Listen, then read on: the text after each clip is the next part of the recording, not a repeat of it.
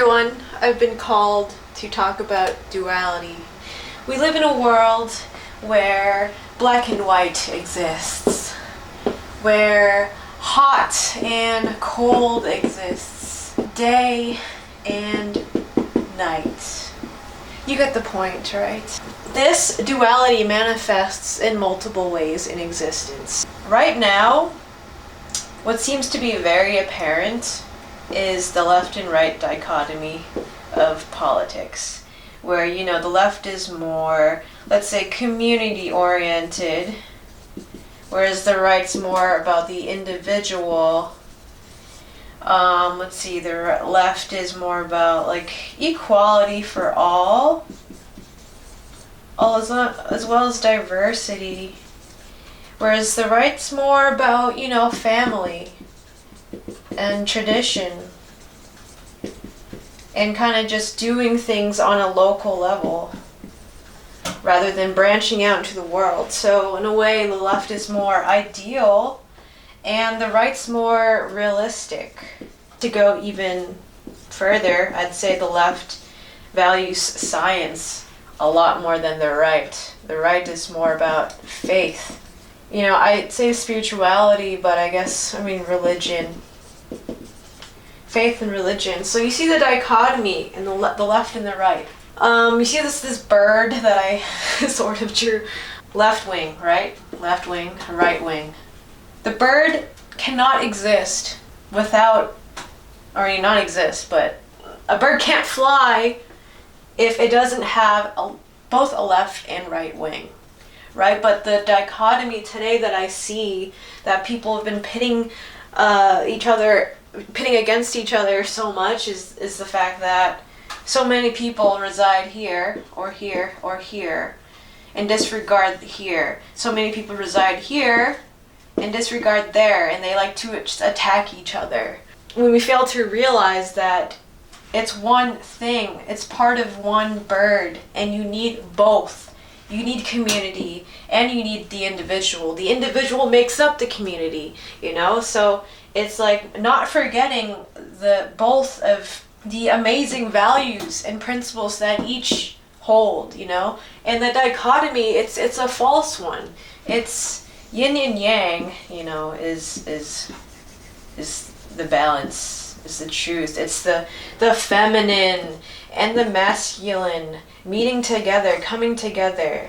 Creation is when feminine and masculine energy come together, and do their thing and pop out a baby. So you need both. You can't just have one. And so why I feel like this topic is irrelevant today is that we keep fighting each other, the left and the right.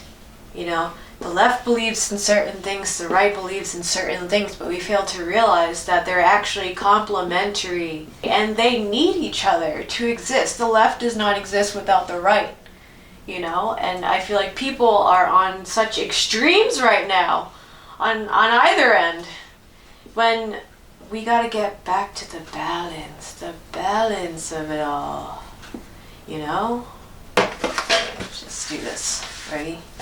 So, the uni was one thing, and then it split into two. Universe. Why did it split into two? If the universe was a consciousness, just one consciousness, one being, why did it split into two? From my intuitive understanding and research and knowledge, the universe decided to split in two to understand itself. Because it doesn't understand itself fully unless it has something to project itself onto, to mirror itself. So, you wouldn't be able to see this black marker if it wasn't for the white on the whiteboard. Because contrast creates awareness. Because you have a better understanding of what it means to be blissful and to be in love when you feel pain. And there's actually a very fine line, I believe, between love, let's say love and fear, because pain is a whole other thing, I believe. So let's say the universe was love and then it created fear.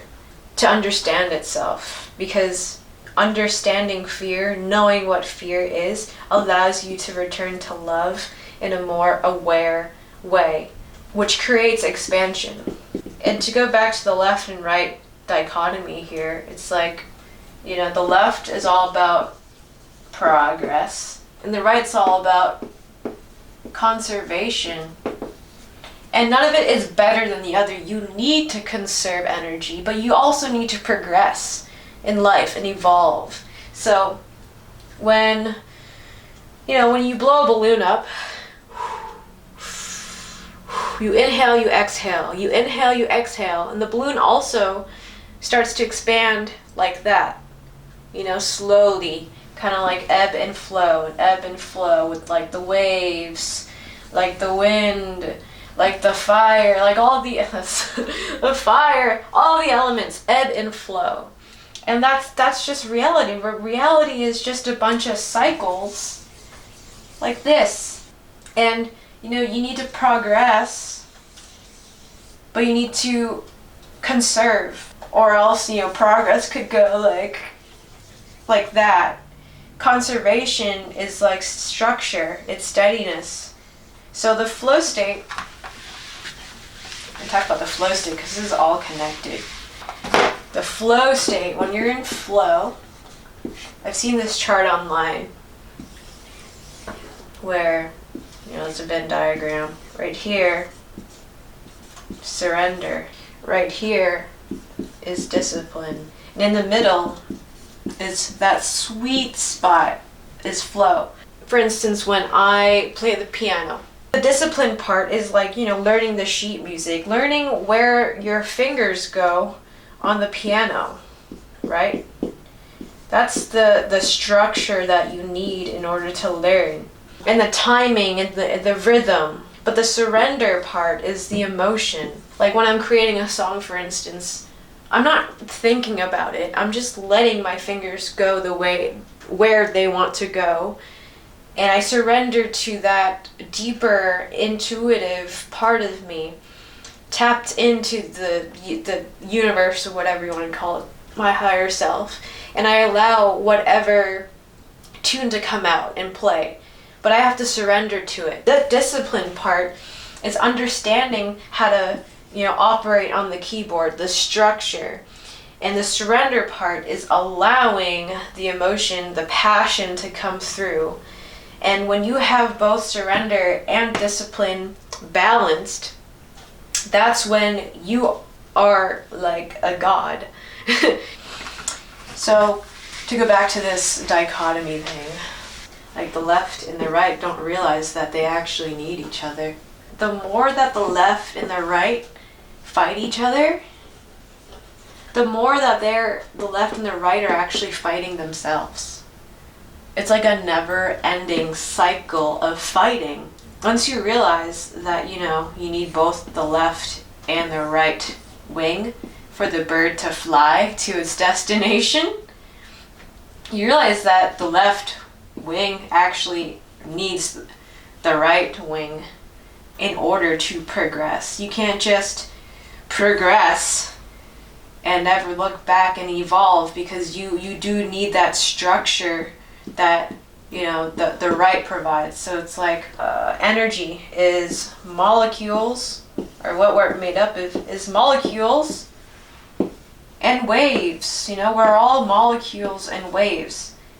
And I'd say the molecules is like the masculine, and the waves are like the feminine, right? So this whole reality, I figured this out during a psychedelic trip, but like F equals ma, force equals mass times acceleration.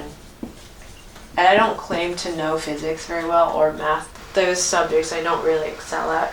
But I understand this notion that this is how things move, right? I'm gonna double check that. But things need mass, you know. Let's draw me actually. I am made of mass. I'm dense, you know. Times acceleration. And I want to get things done. So I'm gonna go paint. I'm gonna go paint. And the force that allows me to create that painting of myself, that what is that force? I mean, it could be anything, but for me, it's love. Because I love doing it. You know? So it's like the mass is me, and the mass is like the paintbrush and the easel. The acceleration is what moves me to create creation, you know? Because mass times acceleration could also be like creation. I don't know. This came to me during a trip. I don't know. It makes sense to me in my head, but you know, mass is also, let's say, masculine energy. Masculine, feminine equals love. When you come together, when you put the masculine and the feminine together, it equals love. And that's with creation itself. Men and women come together, they do the deed, and they create the baby. It's the force that, you know, creates worlds. The force of creation itself is like love. So the way to solve all the problems in the world is if we just, you know, held hands. This is a lefty, this is a righty. And realized that we're actually made up of the same thing, of stardust. We actually have the same values. You know, I think everyone wants justice. I think everyone wants peace. I think everyone wants freedom. What else? You know, like abundance, security, you know, fun, joy. I think there is a lot more. The list could go on and on that we have that's, you know, on common ground, the same. But the thing is, it's like the news and the media, they like to create this narrative of the left and the right pitting each other against each other, and then the society kind of starts reflecting that, because they're like watching the news and they're seeing that, you know, the right-wing people are doing this, the left-wing people are doing this, which creates a larger and larger dichotomy. But that's the thing, they want us to divide in order to conquer, because the only way they can conquer is if we are fighting against each other and not fighting against them, because, you know, the ones in power and control are actually a very, very small group. And as long as we are distracted fighting each other about nothing, then they'll still have power. But this whole thing is about to collapse. Because we're realizing that, you know, unity, one thing, that we are one, that we need each other. We need each other to ascend. And I feel like this whole, you know, this whole experience on Earth is made up of black and white, of duality. It's a polarizing experience to be here, you know, because you experience, like, you know, bliss, but also suffering here. You experience hot and cold, such contrast. But contrast is what allows us to expand our awareness, expand our consciousness. Because I'm not going to understand fully what heat is like if I've never experienced the cold, you know what I mean? So souls come down here to Earth to play the Earth game, this simulation, to expand its awareness. And what the universe ultimately wants is to expand its awareness, and it uses us to do that. Another thing I realized the other day is, like, disconnection is suffering. What I mean by disconnection is disconnection from love, disconnection from God, source, the universe, the higher, bigger thing, the purpose, right? Everyone has a purpose. Everyone has these gifts. Pain is the experience of disconnecting from love, or from your gifts, or from who you truly are. And who we truly are is part of God. and part of the universe, whatever you want to call it.